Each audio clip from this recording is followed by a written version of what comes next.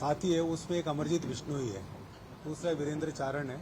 इस Amarjeet Bishnoi Raju TET murder में wanted था और प्लस इस गैंग का बहुत सक्रिय सदस्य था। और इसके अलावा अभी जो एक सचिन गोदा मर्डर हुआ था उसमें भी संदिग्ध मानते हैं हरियाणा पुलिस उसको। और जितने भी एक्सटॉर्शंस वगैरह होते थे, जितने भी इस गैंग ने वारदातें की है, उसमें पूरा नंबर्स प्रोवाइड करना और कॉलिंग करवाना और डब्बा कॉलिंग करवाना, तो इस तरह की चीज़ों में वांटेड था, ये इस तरह की इन्वॉल्व था। तो काफ़ी टाइम से एजीटीएफ की टीम, हमारे योगेश यादव साहब डीआईजी साहब है, प्रफुल्ल जी आईजी साहब है, हमारे एडिशनल एसपी विद्या प्रकाश सिद्धांत, नरोत्तम वर्मा और हमारे इंस्पेक्टर्स है, मनीष है, प्लस हमारे जो रविंद्र प्रताप है, सुनील है, ये लोग पूरा काफ़ी दिन से पीछा कर रहे थे इसको, कि ये पता करने के लिए इनकी जितनी भी बाहर है उनकी लोकेशन क्या है, कहाँ है।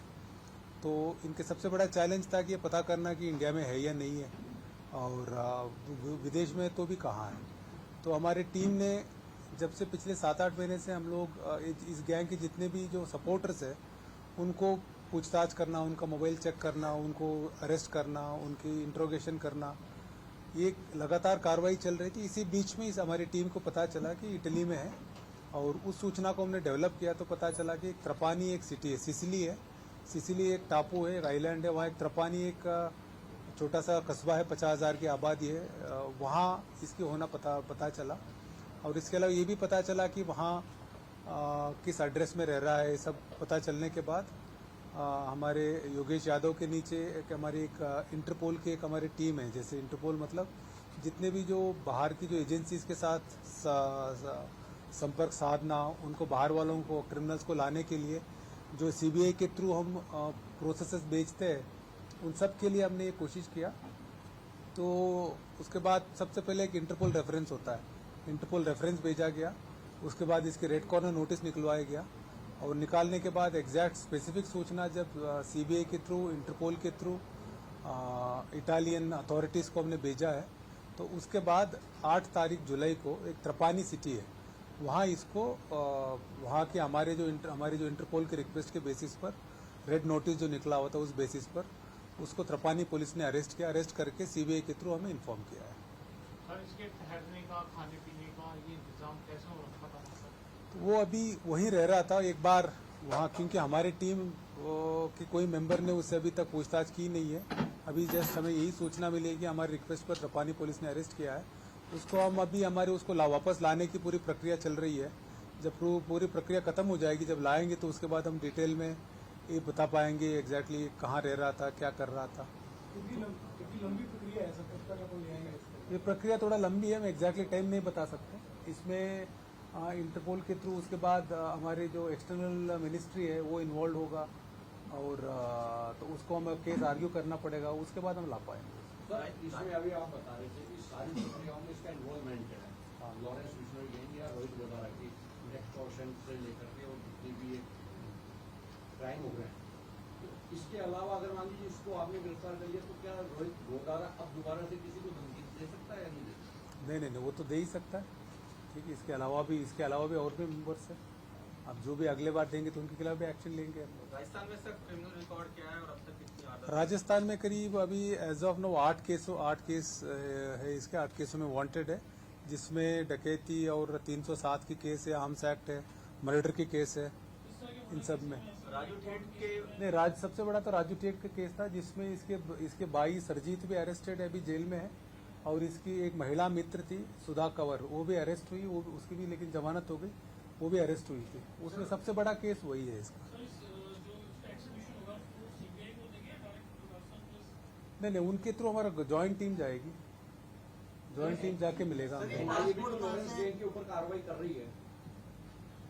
नहीं, लेकिन इसमें इसका रेड नोटिस हमने निकलवाया था, राजस्थान पुलिस ने निकलवाया था, तो और एनआईए के केस में ये वांटेड नहीं है अभी। सर, ये पासपोर्ट कहाँ से बना था? ये पासपोर्ट इसने अपने नाम से बनवाया था पहले ही। नहीं, तो राजस्थान से बनवाया था, अपने नाम से बनवाया था, बीकानेर से ही बनवाया था। इसकी भूमिका मेनली लेकिन लोगों को आइडेंटिफाई करना, प्लस बेसिकली एक तरह से कंट्रोल रूम टाइप था, जैसे डब्बा कॉलिंग करवाना और एक दूसरे से बात करवाना, प्लस नंबर निकलवाना जिसे को अगर एक्सटॉर्शन देना है, इस तरह से, और लॉजिस्टिक सपोर्ट बोलते हैं ना, उस तरह से है। काफी So was case he ever बीते गए arrested जिनमें ever? इसकी भूमिका Was रही this है। guy ever arrested? in- हाँ यस, राजस्थान में अरेस्ट हुआ था, अरेस्ट होकर जमानत पे गया। उसके बाद 2022 में करीब जुलाई के आसपास यहाँ से दुबई गया, दुबई से साइप्रस गया, साइप्रस के बाद इटली गया। Out on, he was arrested in which case? Do you remember? नहीं, जितने भी पहले वाले केसों में, राजू टेट के अलावा पहले वाले केसों में अरेस्ट हुआ है। राजू टेट जब वारदात हुई तब बाहर था, ये बाहर से रह के करवाया था। गंगानगर में एक्सटॉर्शन के हाँ, गंगानगर में एक्सटॉर्शन केस है और बीकानेर में 307 की केस है। इन सब में बीकानेर वाले केस में तो रोहित गोदारा के साथ ही अरेस्ट हुआ है। ये वहाँ कब से रह रहा था? वहाँ प्रोबेबली अक्टूबर से रह रहा था, पिछले साल अकेला अक्टूबर था से। और भी कोई वहाँ मिला है साथ? नहीं, वहाँ ये क्योंकि यही हमारा वांटेड था, इसी को अरेस्ट किया है। किसी के साथ तो रह रहा हो? वो किसी को साथ रहता था शायद, वो अभी उन अथॉरिटी से पता चलेगा इसके साथ था। इसकी जो पुराने केसों में जमानत हो गई थी, पुराने केसों में हो गई थी, लेकिन अभी राजू टेट में अरेस्ट ही नहीं हुआ है। इसका सबसे बड़ा केस राजू टेट का ही है। ये सब जो गोल्डी बराड़ और लॉरेंस बिश्नोई है, हाँ। क्या उनके निरंतर संपर्क में था या वहाँ इटली में रहकर भी उनकी बातचीत होती थी? नहीं नहीं, ये बेसिकली रोहित गोदारा इन सबके संपर्क में था ये। सर सुखदेव सिंह गोगावड़ी वाले मामले में कुछ इन्वॉल्वमेंट है सर इसका कुछ? नहीं, इसका अभी केस एनआईए के पास है। हमने पता कि एनआईए में इसको चार्जशीट किया नहीं है, चार्जशीट नहीं किया, लेकिन अभी इन्वेस्टिगेशन पेंडिंग है। 50,000 का इनाम है इसका। ट्रेड वाले मामले में क्या भूमिका थी? टेट वाले में जैसे ये इसकी बाई है और वो उसकी जो गर्लफ्रेंड है, इन सब के जो लॉजिस्टिक्स देना, जैसे जो वारदात करने आए थे उनको रुकवाना, पैसे भिजवाना, वापस भगाना, इन सब में था। पूरा प्लानिंग में, वेपन सप्लाई में, जो वेपन आया था वेपन सप्लाई में, इन सब में था। सर वहाँ पे भी कोई हथियार मिलेंगे इसके पास? नहीं, वहाँ की भी सूचना नहीं है वहाँ।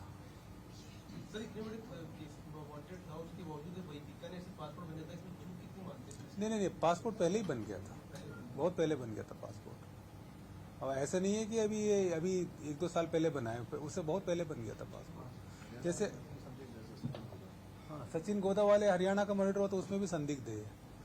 नहीं, ये जैसे आप जानते हो, जैसे हमारे सुजानगढ़ है, बीकानेर है, काफी युवा है ना, पहले पासपोर्ट बनवा लेते हैं बाहर जाके काम करने के हिसाब जब से। ये अरेस्ट हुआ तो पासपोर्ट पुलिस को पता था ये पासपोर्ट इसने बना रखा है, तो इसको रखा क्यों नहीं? इसका वो पहले ही अरेस्ट हुआ था, वो अब देखेंगे, अब वो पुरानी बात हो गई। ये सारे केसेस 4 साल 5 साल आप पुराने बता रहे हैं। राजू ठेठ में भी उसका नहीं, राजू टेट में तो बाहर था ना उस टाइम में, ये यहाँ नहीं था।